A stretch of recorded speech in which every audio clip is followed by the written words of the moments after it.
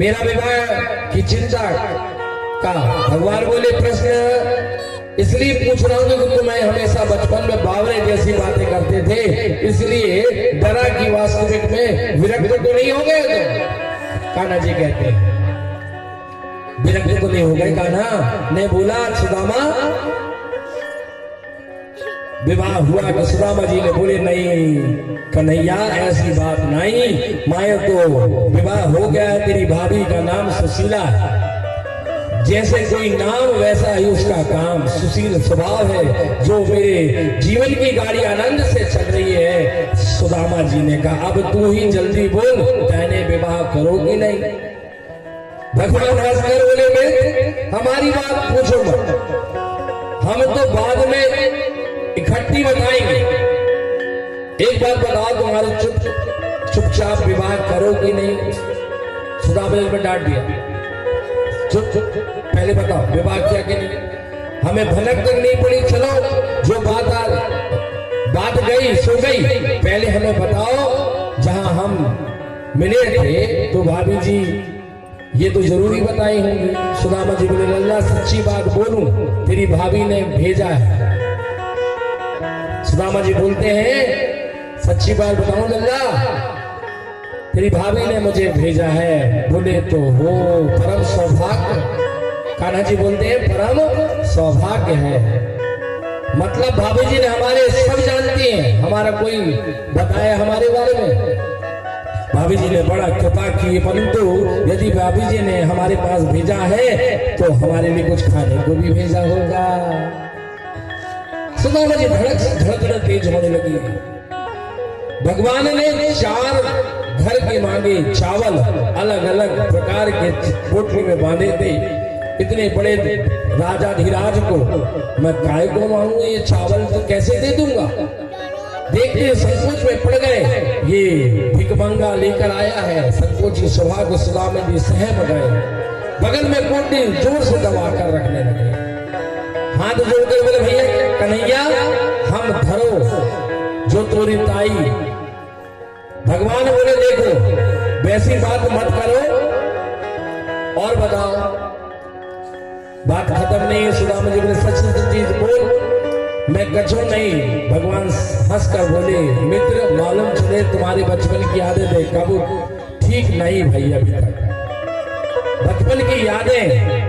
सुदामा जी एक याद भगवान बोले याद आया होगा, एक दिन हम जंगल में समिधा लेने के लिए लकड़ी लेने के लिए गए थे।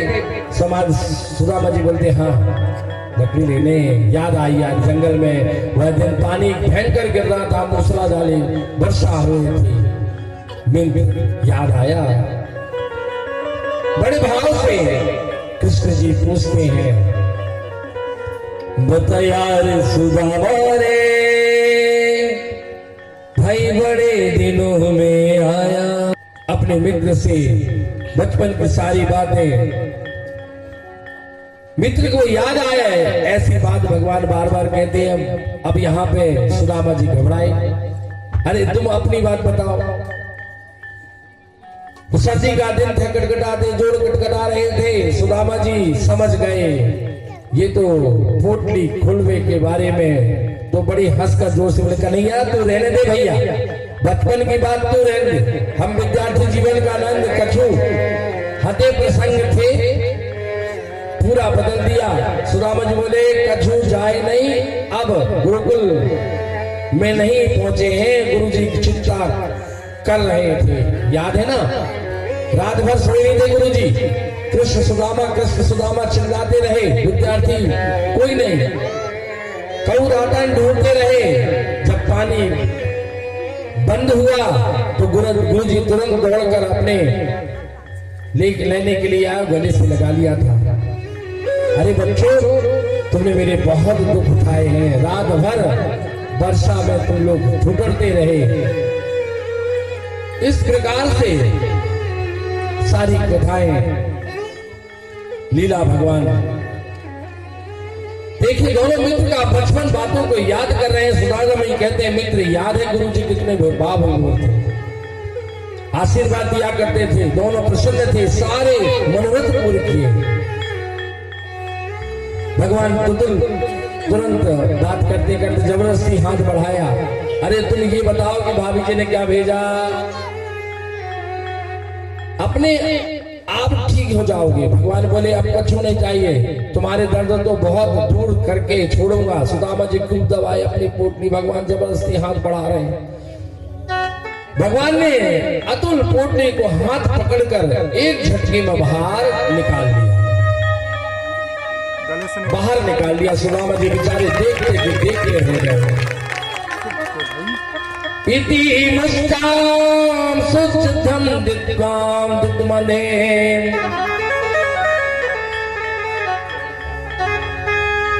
परमात्मा कैसे कैसे खेल रचता है।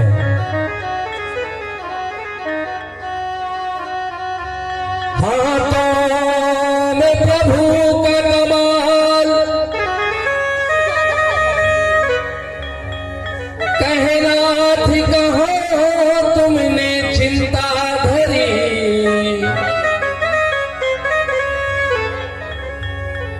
तलुम खाई मुट्ठी लईकीन, कियो दीन लोक बिहारी। खाई मुट्ठी तीसरा नाथ कब बसे विचारी। पोटली हाथ में लेकर इकट्ठे निकाल कर बाहर रख लिया। एक मुट्ठी भगवान ने मुख में डालकर संकल्प कर लिया, एक मुट्ठी तुम बदले एक लोक सम्राट सुख प्रदान कर दिया भगवान ने। एक मुट्ठी चावल भगवान ने ग्रहण कर लिया। दूसरी मुट्ठी चावल प्रभु ने हाथ में लिया, रुक्मिणी जी ने हाथ पकड़ लिया, इशारा कर दिया, सब कुछ दे दोगे, स्वयं सुदामा बन जाना चाहते हो क्या? क्यों रस में विश्वाम क्यों, अब और न खायो दीपक। विपर रहत त्रियक लोक करी तुमने अपने मन साख। भाविनी मही भाई भली विधि, को न रहो जग में नरक। भगवान ने उद्धार कर दिया। प्रेम सुधा की चावल की पोटली, पेट खराब हो जाएगा। रुक्मिणी मैया ने बोला कि ज्यादा आप मत खाइए प्रभु, सब इन्हीं को दे देंगे। ये संत का लाया हुआ प्रसाद है, महाप्रसाद, हमें भी बांटना चाहिए, अकेले अकेले नहीं खाना चाहिए, परिवार को दो दो दाने मिलकर खाना। ये भगवान ने कह दिया, रुक्मिणी ने सौंप दिया, आओ प्रसाद मिलकर हम खाते हैं। आज भगवान ने एक